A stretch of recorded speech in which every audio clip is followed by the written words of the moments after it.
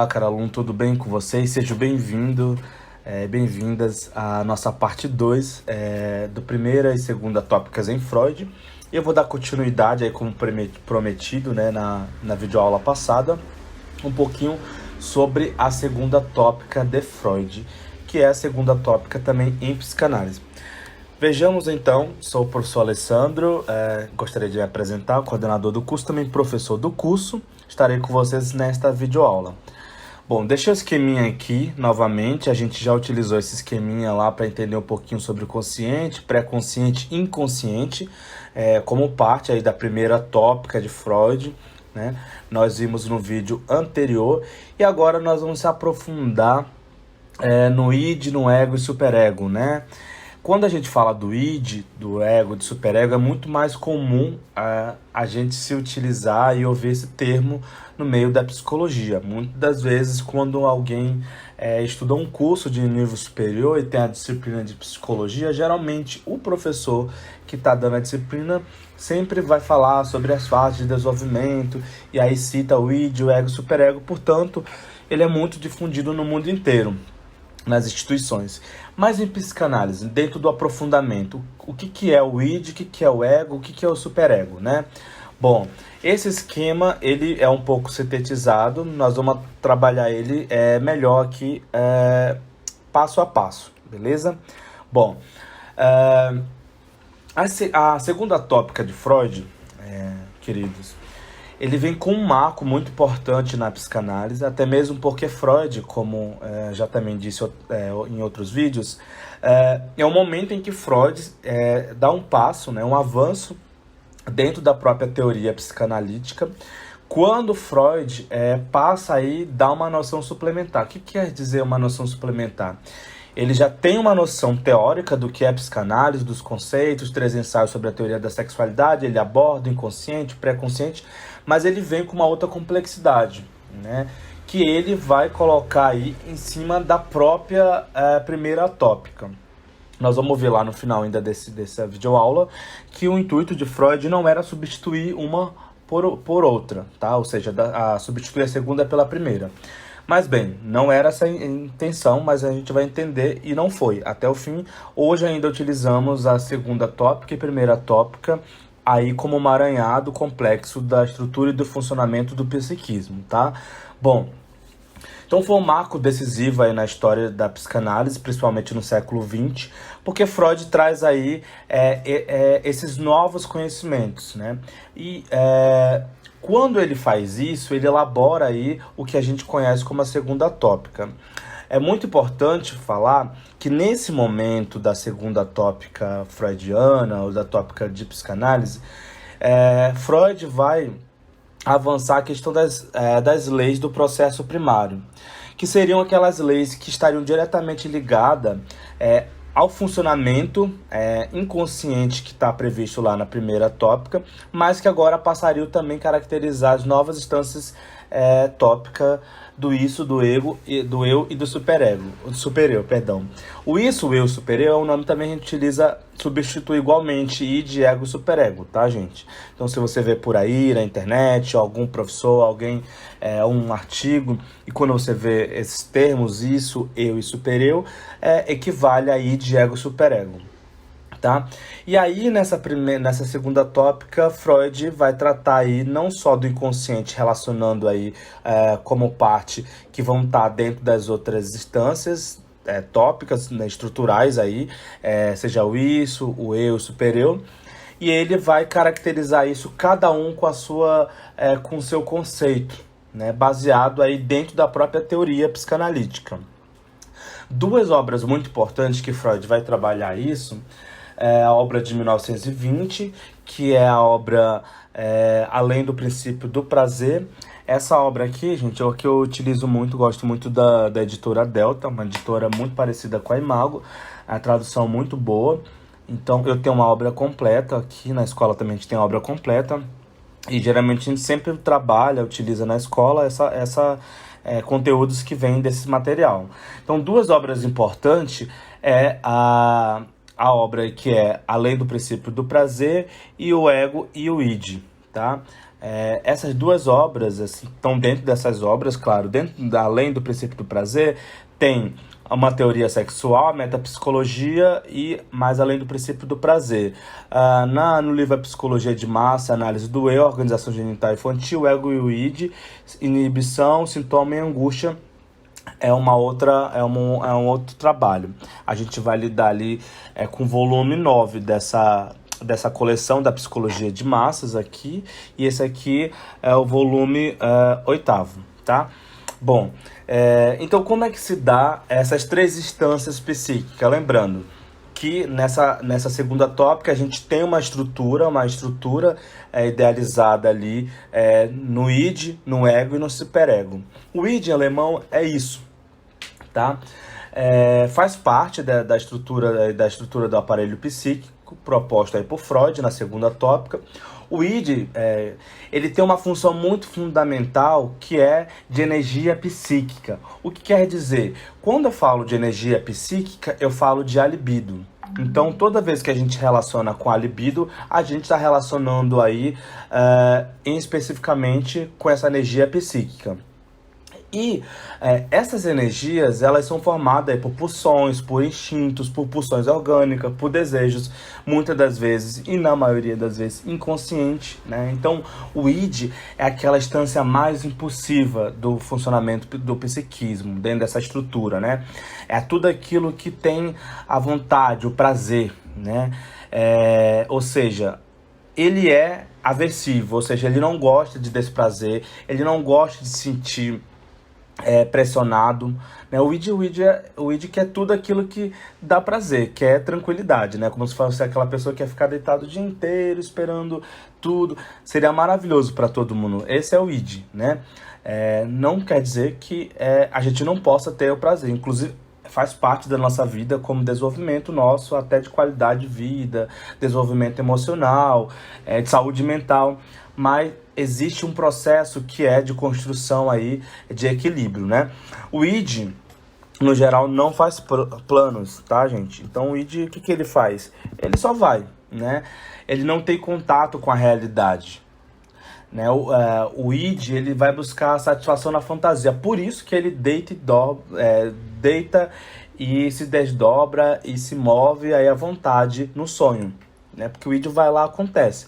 Mas muitas das vezes a gente pode perceber que o id ocorre, inclusive,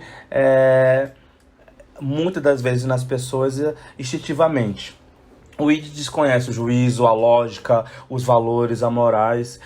O id, ele é exigente, impulsivo, ele é cego, ele é irracional, ele é antissocial, ele é egoísta. Por isso que a gente pode dizer que o id, ele é essa força mais instintiva, ele é aquilo que move tudo aquilo que dá prazer. Portanto, a gente pode comparar com uma paixão, né? Você está apaixonado, né? Você vai lá e faz.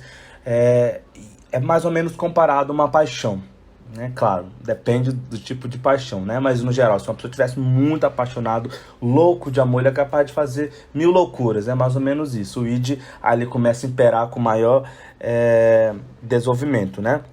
Bom, e a gente tem um ego. O ego, em português, é eu, né? Em alemão, ich. É o lugar que se reconhece, reconhece o eu de cada um, tá? Então, o ego, ele é muito importante, porque o ego, ele é aquela relação do eu. Eu me identifico, né? Eu me encontro, eu me identifico, eu me encontro, eu me realizo a partir daquilo que eu sou. Então, o ego, né, já ouviu falar assim, nossa, uma determinada pessoa tá com o ego inflado, né? Inflado. Tem pessoas que utilizam muito esse termo. Na verdade, ela quis dizer que aquela pessoa tá muito dizendo que ela é a poder, ela é o rei, né? Muito se relaciona a isso, né? Que faz sentido, porque o ego é muito eu, né? Mas o ego tem uma coisa muito importante. Ele se desenvolveu a partir do id, tá, gente? Lá daquela instância mais primitiva e arcaica também, ali do inconsciente, do id, que nasce aí o ego, tá? Então, na medida que o bebê ele vai se tornando consciência da própria identidade, se identificando, né, como um ser, né, passa a existir agora o ego. O objetivo disso, gente, é permitir que os impulsos dele sejam mais eficientes, tá? Então, o ego, ele não existe por acaso, ele existe porque ele quer fazer com que o indivíduo torne aqueles impulsos factíveis na realidade dele, ou seja, o princípio da realidade. Por isso que o ego se desenvolve. Então, quando o bebê nasce e ele passa a se desenvolver, se identificar, porque como é que ele vai se identificar? Naquele momento em que ele sabe que ele tem as necessidades dele, né? Muito mais presente ali, né? Então, o princípio da realidade, quando ele tem essa noção, começa a ter essa noção muitas das vezes, até nessa transição da falta da linguagem dele mesmo, da fala, do tipo de linguagem que ele vai desenvolver com os pais, nessa transição, porque quando ele começa a falar, né, ele já tem uma realidade, o princípio da realidade, ele já sabe como se expressar, como se comunicar. Então, é uma transição aí também da construção e do desenvolvimento do ego. Nesse momento que a gente tem um princípio que introduz aí a razão, ou seja, o planejamento aí à espera do comportamento desse indivíduo. Portanto, eu posso dizer para vocês que nesse momento existe uma satisfação das pulsões do indivíduo, tá? E essas satisfações dessas pulsões, ela acaba sendo retardada até o momento em que a realidade permita satisfazê-la. Ou seja, essa realidade, vamos supor que existe já a construção desenvolvida aí do ego.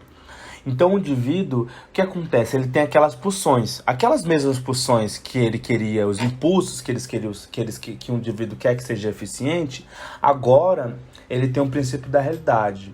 Então, por exemplo, a criança, muitas das vezes, ela sabe que se ela chorar, que nem ela fazia quando é infância, ela vai ser chamada a atenção pelos pais. Então, olhem aí, percebam vocês que já há uma construção do ego.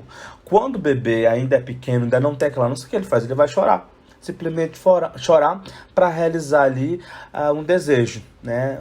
As suas pulsões ali.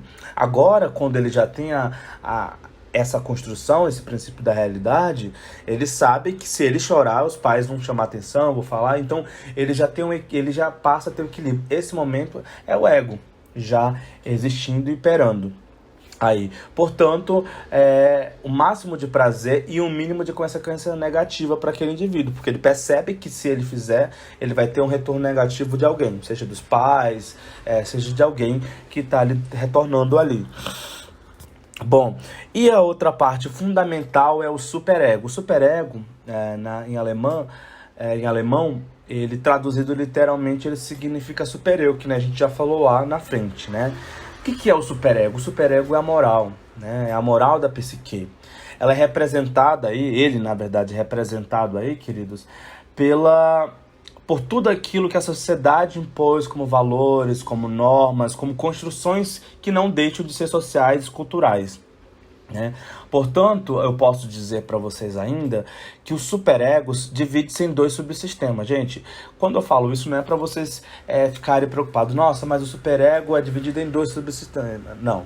Só para vocês entenderem que dentro do superego existe o ideal do ego, né? É aquele que dita bem o ser procurado. Então, eu vou fazer aquilo, vou fazer dessa forma porque vai ser melhor, mesmo sabendo que tem umas normas ali, né, ocorrendo. Então eu vou construir algo em cima do bem a ser procurado, né?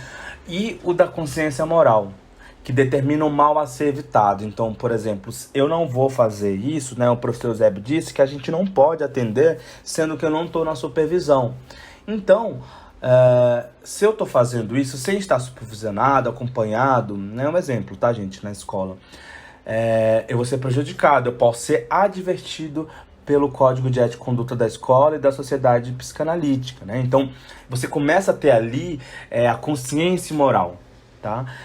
Existem 3 objetivos aí do superego. Primeiro, inibir, através de uma punição, do sentimento de culpa, qualquer impulso contrário a regras que foram ditadas ali àquele indivíduo, tá? É o que a gente vai chamar de consciência moral. Outra parte, um outro objetivo importante, forçar o ego a se comportar de maneira moral, mesmo muitas das vezes que racional. Então, ele força com que a gente, no ego, né, no princípio da realidade, né, se comporte moralmente, né? Então, vamos supor, por que eu não vou para o congresso de psicanálise? Eu não vou, vamos supor, sei lá, de cueca, sem camiseta, de short, por quê? Porque eu entendo que não é um momento adequado para aquilo, não é uma piscina, não é uma praia. Então você começa a ter ali, mesmo que moral, você não vai fazer isso, né? Conduzir um indivíduo à perfeita, né? À perfeição, ou seja, em gestos, em pensamentos, em palavra, ou seja, que é o ideal do ego, né?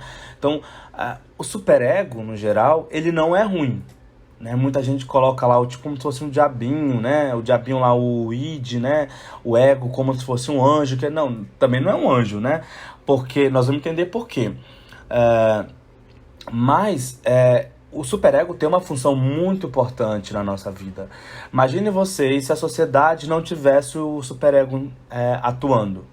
Né? Quantas atrocidades nós teríamos, quanto a gente já tem, né? Hoje, mesmo a gente tendo essa noção, imagine se a gente não tivesse, todo mundo agisse só com superego, né? Ou, perdão, agisse só pelo id, né? Então, o superego, ele, dentro de psicanálise, ele é considerado o herdeiro do complexo de Édipo. Por que ele é herdeiro do complexo de Édipo? Lembram vocês que lá no complexo de Édipo, durante a fase fálica, aquele processo de castração, onde há a proibição do incesto, dentro daquela construção lá, dada pelo pai ou por alguém que represente essa figura, né? E que corta aquela possibilidade daquela relação triangular, daquela relação entre a mãe ou alguém que o filho projetou em relação a essa figura materna, não tem? Então, nesse momento é que surge o superego. Ele surge a partir dali, onde a criança constrói isso. Então, ela sabe que existe um processo de castração, essa proibição, esse incesto, que é os valores, os morais, essa consciência moral começa a surgir ali. Portanto, a gente sempre diz que o superego é herdeiro do complexo de Édipo. É muito comum que uma pessoa perversa, um psicopata, não tenha o superego desenvolvido, tá, gente? Todo psicopata, que seja um psicopata diagnosticado com uma psicopatologia clínica, ou seja, um psicopata social, que está cheio no mundo, pessoas que têm a psicopatia social, depois pesquise um pouquinho para você entender. Essas pessoas, elas não têm um superego subdesenvolvido, né? Portanto, o id acaba agindo, imperando muito mais, e como o superego não está subdesenvolvido, né, não está desenvolvido, o que acontece? O ego não entra em equilíbrio. Portanto, no ego, aquele indivíduo age instintivamente sempre com o id. Bom, então falamos sobre o id, o ego e o superego, espero que você tenha entendido. E para a gente finalizar, vou dizer para vocês que a primeira tópica da segunda tópica, dentro da ideia do aparelho psíquico, né, dessa estrutura em Freud, não tem a finalidade de substituir. Freud não vem com essa ideia, tá? Em vez disso, Freud quis manter uma relação dialética aí entre essas duas, né, essas duas tópicas, e uma forma, isso é muito claro, colocou aí a partir das construções da metapsicologia, né? Que são metapsicológica, e essa imagem aqui representa como isso se encaixou. Então, tudo se encaixa, né? Aqui o id, o ego, o superego, a gente vai perceber que o id e o ego vão estar muito presentes aqui dentro dessa instância do inconsciente, mas o ego e o superego, eles sobressaem, ó. Você pode perceber que o superego, ele atravessa o pré-consciente e vai até o consciente, o ego atravessa o pré-consciente e vai até o consciente, o id se mantém só no inconsciente, mas percebam vocês ainda que o superego, ele avança, ele vai do inconsciente até o consciente, e o ego, ele fica nessa transição um pouco acima do inconsciente, claro, dentro do inconsciente, mas mais dentro, subindo ali para o pré-consciente e consciente, ou seja, não está totalmente imerso no inconsciente. Então, espero que vocês tenham aprofundado essa disciplina. Queria dizer para vocês, quem não segue aqui, eu vou fazer uma propaganda rapidinho aqui. Se você não segue a gente, segue a gente no Instagram aqui, do Instituto Gaio. Quem quiser me seguir também, tá aqui a minha conta no Instagram, que a gente compartilha conteúdos. Obrigado, gente, e um bom aproveitamento de estudos para vocês aqui na nossa escola.